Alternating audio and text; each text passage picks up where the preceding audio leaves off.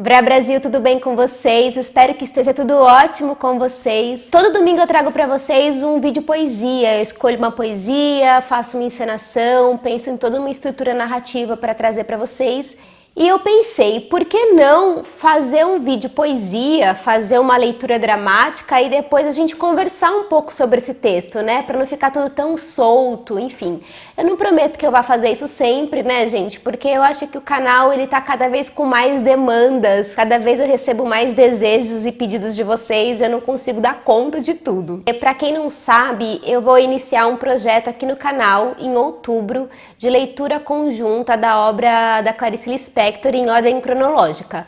A gente só vai ler os romances. E eu vou deixar de fora dessa vez os contos e as crônicas e os livros infantis. E a gente criou um grupo no Facebook para a gente poder debater, trazer materiais e centralizar um pouco o debate. E eu vou deixar inclusive o vídeo de apresentação do projeto aqui na caixa de descrição e o grupo do Facebook, caso você se interesse. E aí, nesse grupo do Facebook, uma das pessoas mais queridas que eu conheci por conta desse canal, o Saulo, ele postou um vídeo lá no nosso grupo, que é um vídeo do Café Filosófico, falando sobre o estranhamento na obra de Clarice. E em vários momentos desse seminário, dessa mesa, vão ser faladas algumas citações de contos, de crônicas e da obra da Clarice. E aí, numa dessas citações, citaram o Mineirinho, e eu me dei conta de que eu nunca havia lido essa crônica, e eu peguei para ler logo após ver esse vídeo, que por sinal é um vídeo muito interessante e muito bom. Eu achei uma crônica bárbara, eu fiquei muito chocada com o quão atual é essa crônica e o quanto que ela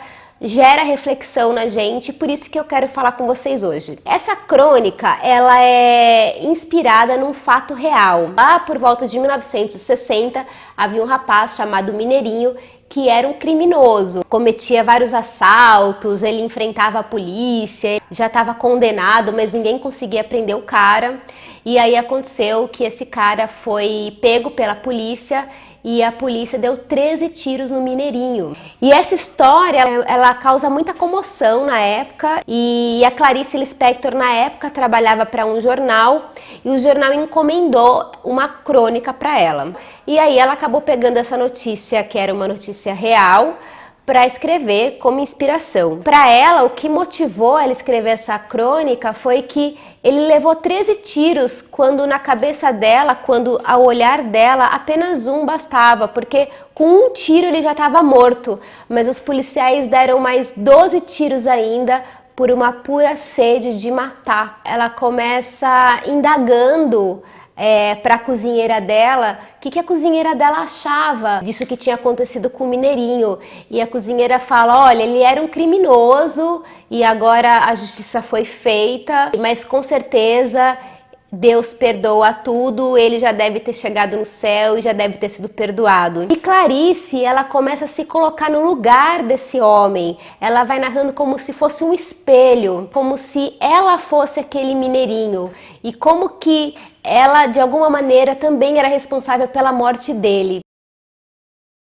Na lei dos homens, né, existe uma lei que a gente não deve jamais matar. Que a partir do momento que você fala não matarás, eu não vou matar, eu também não vou ser morta. Então isso traz uma certa segurança para o nosso estado social, né? Isso traz um conforto de alguma maneira. E quando ela vê que esse homem morreu, e mesmo depois da morte dele, continua ainda levando vários tiros, ela fala assim, como assim?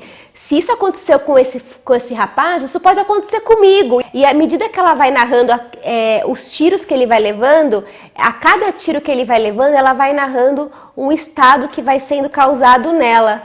E ela fala que no 13º tiro, no 13º tiro, ela era ele já. Quando a gente analisa, a gente vê por esse lado da empatia, que ela se coloca no lugar desse outro e a partir daí ela tem uma grande epifania. Se ele morreu, eu também sou responsável por essa morte. Eu estou aqui na minha casa confortavelmente, eu estou bem, a minha casa ela tem as paredes rígidas, ela tem telhado, eu estou aqui na minha casa. Só que eu, dentro dessa casa, não vejo o mundo ali fora.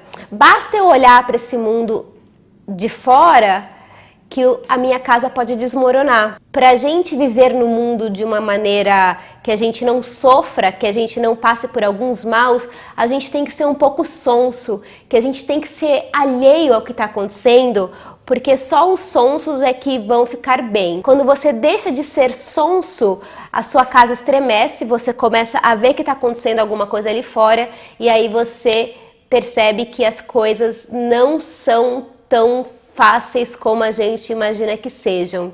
Ela vai fazer uma crítica a esse lance, que não é porque ele é um criminoso, não é porque ele cometeu um crime que ele merece morrer. Ela vai fazer uma crítica a esse tipo de ação policial e a esse tipo de ação humana. Com que direito que você mata uma outra pessoa? Com que direito que essa pessoa não tem a chance de viver? Ela tem que pagar pelo que ela fez, tem que pagar, mas não é com a própria vida. E isso deixa ela completamente aflita, isso deixa ela completamente triste. Tem muito essa coisa do que tá acontecendo agora, né? A gente se sente o tempo todo tão encurralado, com medo de tanta coisa que está acontecendo no mundo, que muita gente se sente no direito de fazer justiça com as próprias mãos e de ir lá e ele fez alguma coisa pra mim, então eu vou lá e mato mesmo e dane-se. Eu sou o justo. E ela vai questionar essa justiça. O que é ser justo? Que justiça é essa que você acha que você pode matar uma pessoa só porque ela cometeu um crime?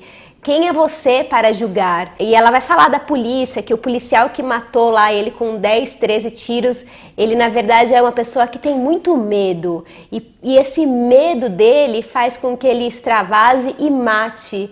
É como se fosse um efeito catártico. Ao longo da crônica também ela vai fazer uma contraposição da justiça e ela vai falar também da justiça divina, né? Ela vai falar de Deus, ela vai pegar essa figura, porque o Mineirinho, ele era devoto de São Jorge Guerreiro, que nem São Jorge Guerreiro o protegeu. Que Deus é esse que é pai de todos, mas que mata o pai ali que foi abandonado. O que eu mais gosto na obra da Clarice é justamente ela pegar uma coisa que aconteceu e essa coisa que acontece de repente desperta mil outras coisas. É como se você jogasse uma bombinha e todas as faíscas que soltam dessa bomba são todos os sentimentos que brotam na Clarice quando ela se depara com a explosão dessa bomba. Eu acho que ela é uma crônica super acessível da Clarice porque ela pega um fato super concreto que aconteceu e a partir disso ela faz uma narrativa.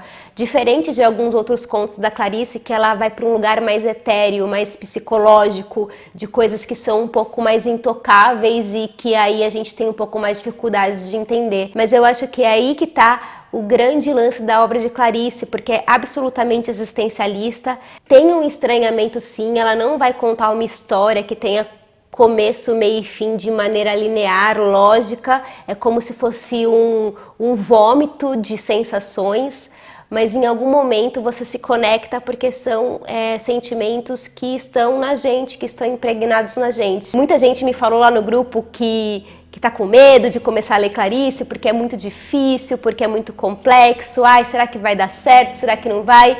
Eu acho que para a gente se conectar com esse universo de Clarice, é como se a gente começasse a abrir uma costurinha aqui no nosso ser, na nossa pele, e a gente começar a desvendar tudo que tá aqui dentro. A gente tem medo de lidar com o que tá aqui dentro, né? Porque tem muita coisa ruim, mas tem muita coisa boa também. E tem muita coisa que vai deixar a gente confuso e com medo de viver, mas faz parte da vida. Espero que vocês tenham gostado desse vídeo análise brainstorm que eu fiz aqui. Um beijo pra vocês, até a próxima e tchau!